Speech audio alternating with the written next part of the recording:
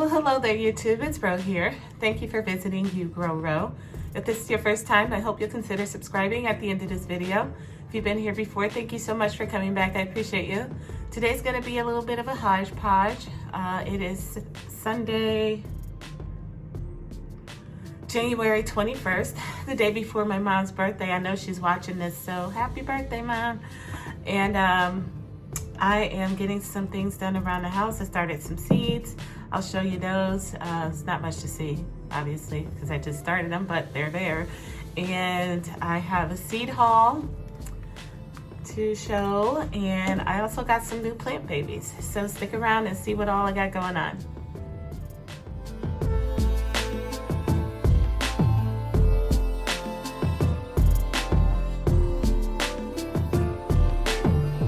Okay, it is a big whopping 8 degrees outside. It is freezing here, and I haven't left the house since I got home from work, and I don't plan to. I don't intend to, rather. We got some snow yesterday, but it's all melting away today. The sun is out, and it's melting the snow away. But like I said, it's still super cold, and I'm drinking my tea. Today I got some rose hip and mint, and a slice of dehydrated orange in there. All right, so first thing I did this morning is I started my onion seeds, started them all in here. I'm not sure how things are gonna go with this. I'm gonna keep an eye on it. Those seeds are from 2021. And onion seeds don't have the best shelf life. So I do have some from 2023 that I bought, and I'll use if these don't sprout for me. But that was just today. I'm gonna give it a little bit of time before I start sowing more onion seeds. But that's what I got going on there. I think I did the red Weathersfield and the Utah yellow Spanish onions. I think that's what I did. And I just heavily sowed them because I knew my seeds were so old. Okay, so moving on, let's see, what do we do? Well, I'll show you my new plant babies, and then I'll end the video with my seed haul. So,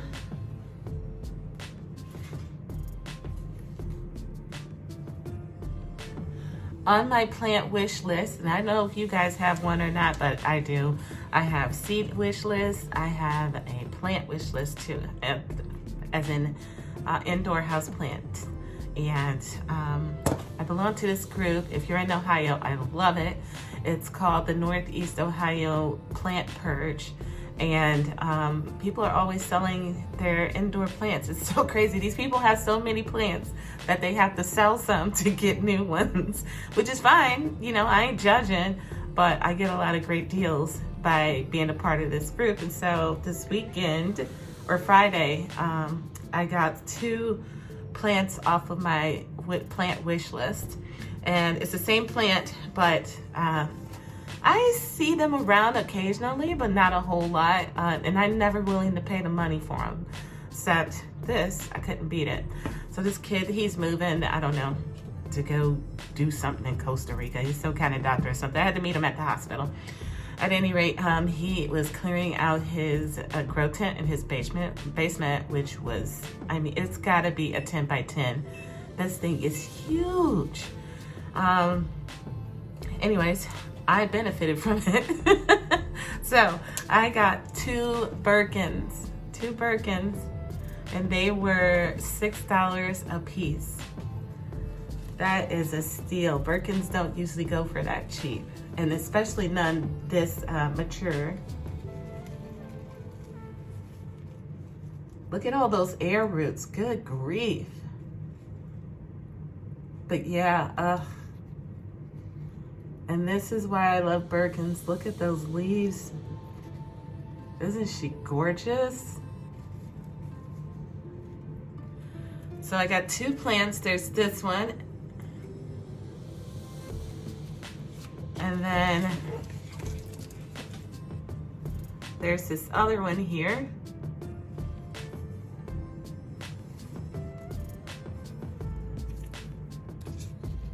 So I was super excited about that. they look pretty good. I was willing to pay $6 for them for sure. So I'm excited for them. I gotta get some planters. I wasn't expecting to be able to get those. And then I also got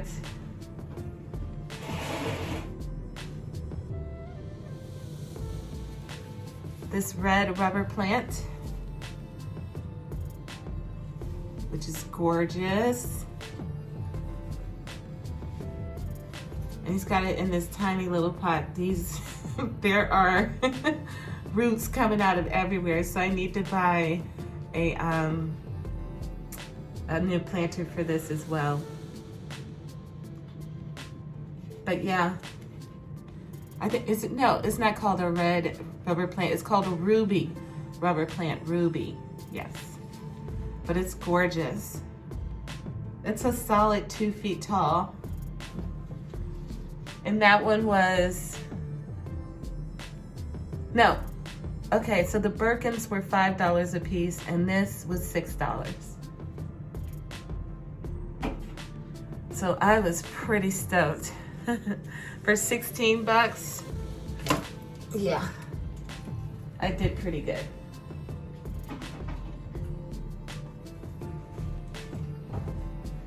They need a little TLC, like I said, but I'm willing to do that. All right, so,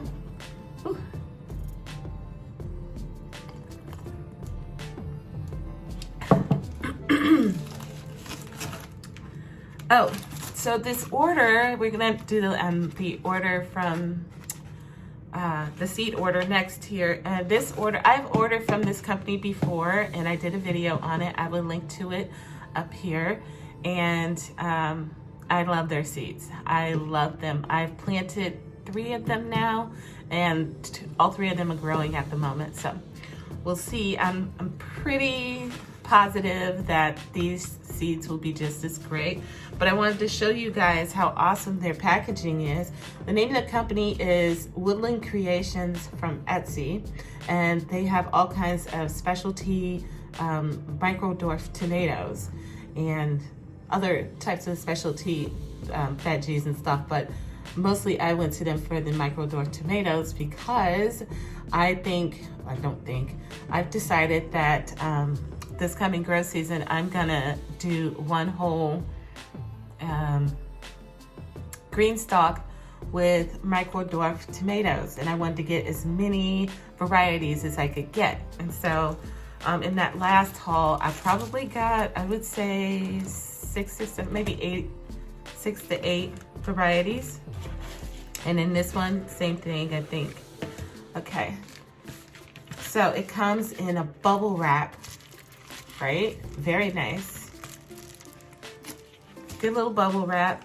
And then inside it is in a nice zippered pouch, plastic pouch, waterproof most importantly. I haven't been someone who's gotten seeds that have gotten wet in the mail, but I know that it can happen. And it also has a moisture absorber in the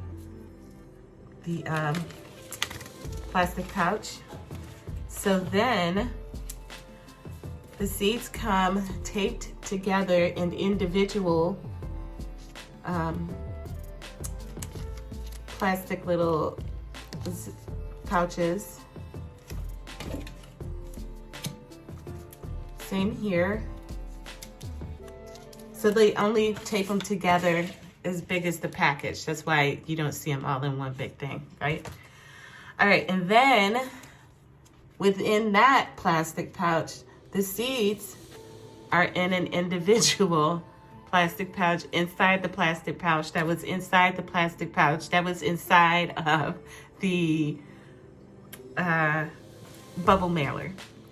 So yeah, these people are serious about your seeds getting to you in A-OK condition.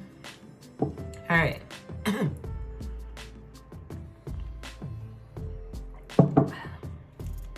So let's see here. I got 10 packs of seeds. Sorry, I just got a text from Gina. Hey, Gina. Her channel is Gina versus Gina.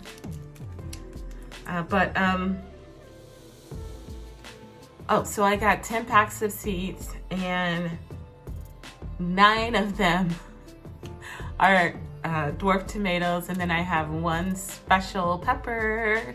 So I'm super excited about it. So let's go over these micro dwarf tomatoes.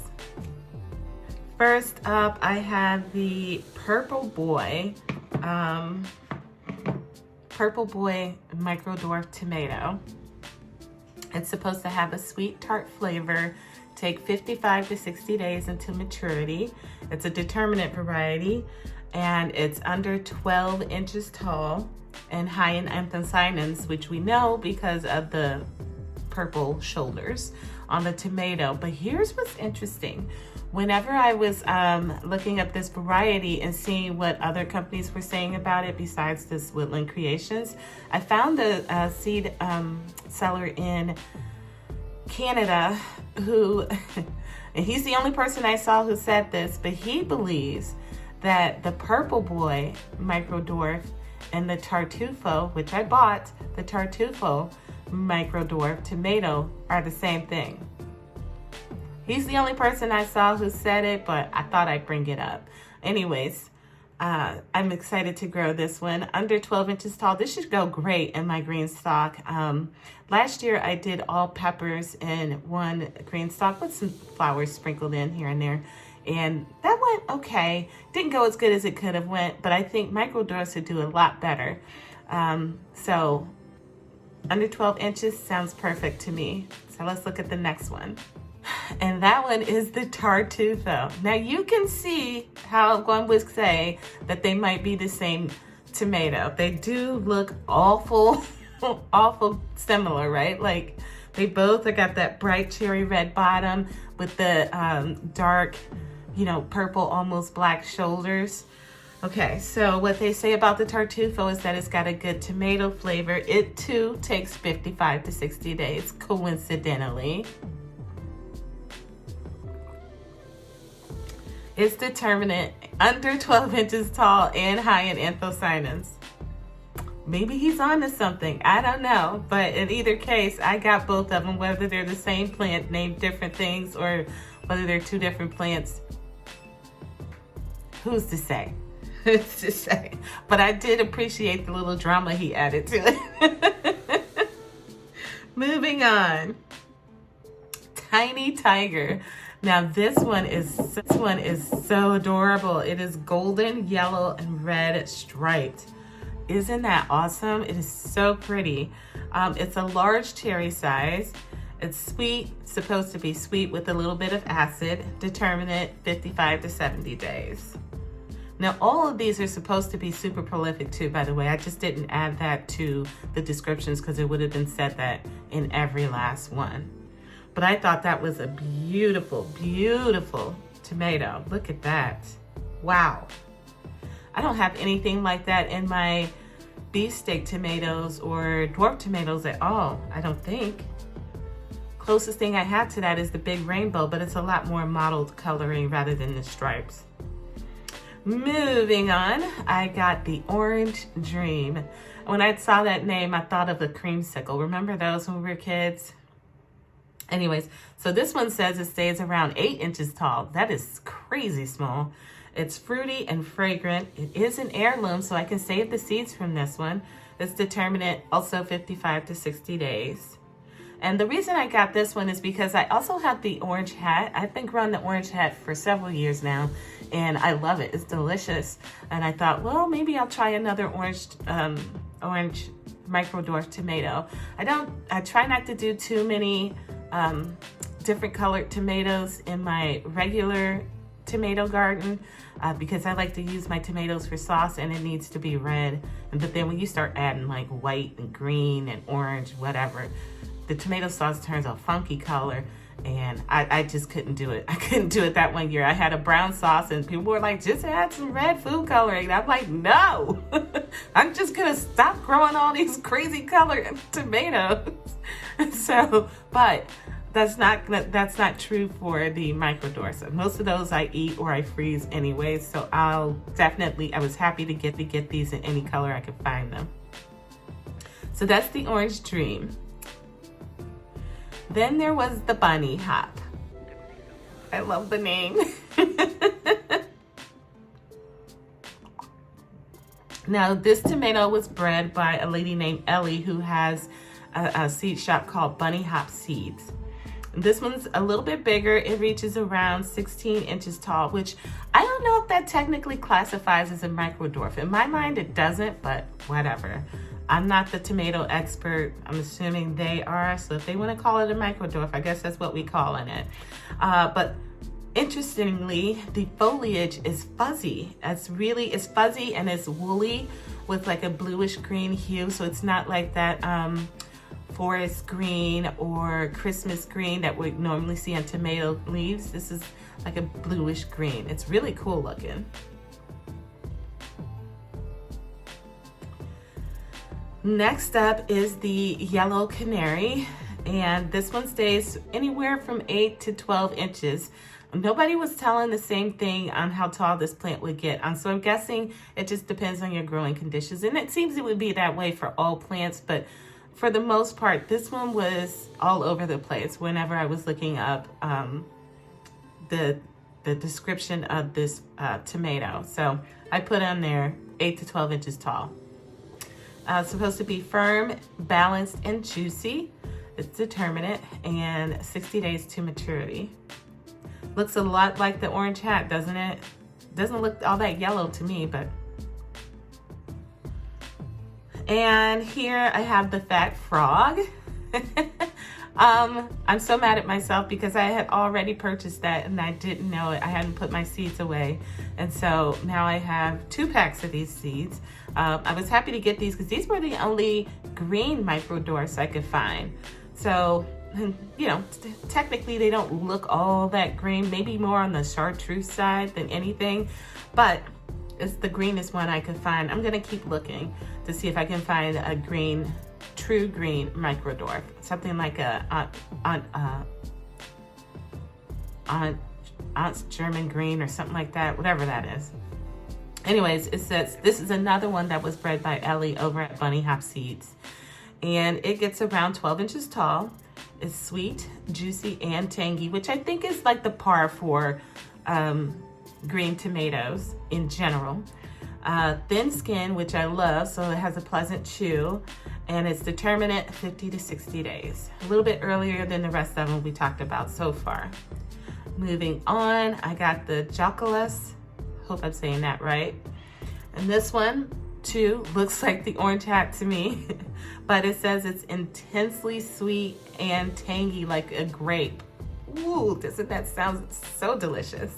It's very hardy, and I find that micro dwarfs are very hardy. In the past, probably 4 years, I've grown the orange hat outside, and that plant lasts well into December, maybe even January around here in zone 6. So a lot of them are pretty hardy, I think. See, it's determined in,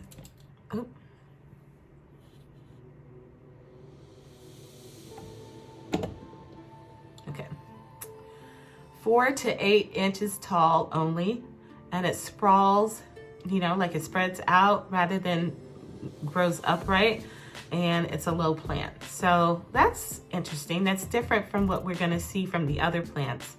It will produce 2 crops at least, is what I was reading on multiple sites. So that's awesome. The only other cherry type tomato I've had that does that is the Cherry Falls. And I found that out by accident. I didn't throw the plant away after I harvested everything. And what do you know? It came back and gave me a second crop. So I know it's possible. And multiple sites said that they had more than 1 crop happen from this tomato. All right, and then it says 55 days to harvest. So if it's a delicious one, how awesome would it be to get two prolific crops of this tomato? I'm looking forward to that one. Okay, moving on.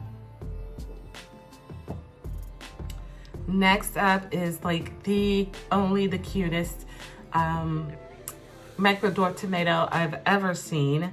This one's called the accordion cherry, and I'm sure you can guess how that one looked. It's super ribbed, or they also call it fluted is another term for that. But what's even more interesting is that it's one of those multiflora cherry types.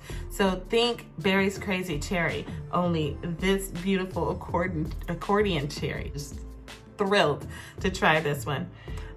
This one is not obviously going in my green stalk because it's gonna be indeterminate and it's gonna get huge if it's anything like the Berry's Crazy Cherry, which I've grown.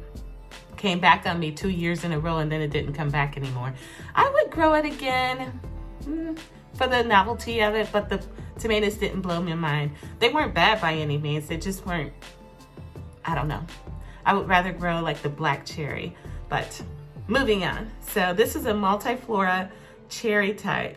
It's firm, meaty, and sweet flesh. Some people describe using it as a stuffer, that could be cool too. I could see that looking really good on like a cheese plate with something stuffed in it, maybe some orzo and something and some basil. I don't know. Just throwing out ideas, guys. The origin of this tomato is unknown, and I thought that was interesting. Thick-skinned, as you can see just by looking at the picture. I don't typically like thick-skinned tomatoes, but I'm giving this a try because this is so stinking cute. And it's indeterminate, which is great because again, it's so stinking cute. I just love that. Look at that. Oh, I'm so thrilled to try that. I hope you guys are growing something in your gardens that is making you excited to get out there, to plant those seeds, to get those harvests in and watch the plants grow and all that wonderful stuff. That's one of the things I'm looking forward to, as am I looking forward to the cold hardy pepper. Yes, folks, yes. There is a cold hardy pepper out there that is perennial in some zones. Now, peppers your regular tomatoes, or I keep seeing that, your regular peppers can be perennial in other zones, like we're talking 10, those people. But this is perennial down to 5 degrees Fahrenheit. Wow, right? Like, wow. It is also known as February fire. Its technical name is Capsicum flexuosum. And it handles 5 to 10 degrees Fahrenheit for extended periods of time. That is unheard of for a pepper. Unheard of. It is deciduous, so it will lose its leaves by March and then they'll return when the soil warms up in the spring. It is perennial in some areas, like I stated. It's said to be juicy, sweet, tangy, and possess somewhat of a tropical flavor, and it's about as hot as a cayenne. Now, what else is unusual about this is that it's not hollow in the cavity. Instead, it's fleshy throughout and more like a berry. So when you think of a pepper, you see that seed cavity, and then really there's nothing else in there besides, the flesh from the walls. This one is meaty inside. Cool, right? It can grow to be 10 feet tall and live for 30 years or more. Wowza. It's usually self-fertile, but they say you should plant 2 for a heavy fruit set, and it needs, like any other pepper, it needs full sun. So I am thrilled to try that one. What I intend to do is grow it in a container, and then when winter comes, I'm just gonna take that container and put it in my garage. I'm just gonna trim it back and let it rip. I mean, if it can handle 5 degrees. My garage isn't heated, but nothing freezes in there, so I don't see why I can't do it. So, all right, guys, I hope you enjoyed the seed haul and looking at my new plant babies. I'll be back soon enough in another video on another day. Until then, happy growing.